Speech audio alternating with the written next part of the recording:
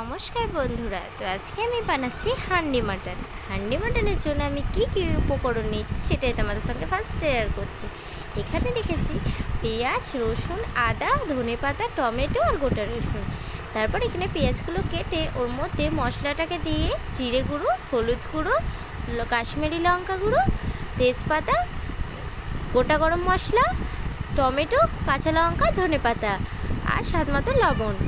এটাকে ভালো করে এবার মাংসগুলোকে দিয়ে, মটনগুলোকে দিয়ে এগুলোকে ভালো করে টক দই দিয়ে দিলাম। টক দই দেওয়ার পর এটাকে আমি ম্যারিনেট করে নেব। তো ম্যারিনেট করানো হয়ে গেলে এটাকে এর ওপর আমি গরম সর্ষের তেল রেখেছিলাম, ওইটাই ওর মধ্যে আমি দিয়ে দিলাম। তারপর এখানে হাঁড়িটাতে তেল মাখিয়ে ওর মধ্যে মটন ম্যারিনেট করাগুলো সবগুলোই ভরে দিলাম। তো এখানে ভরে দেওয়ার পর এখানে আমি ভেজে রেখেছিলাম আলু, সেটাও ওর মধ্যে অ্যাড করে দিলাম। তো এখানে আমি সব আলুগুলো দিয়ে দিয়েছি, উপর থেকে 2 চামচ ঘি দিয়ে দিলাম আর গরম করে রাখা সর্ষের তেল, আর লাস্টে দিলাম সানরাইজ গরম মশলা।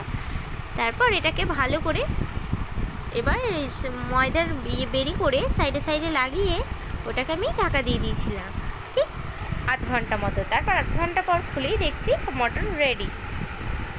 তো এই রান্নাটা কেমন লাগলো প্লিজ আমায় কমেন্ট করে জানান আর লাইক করুন।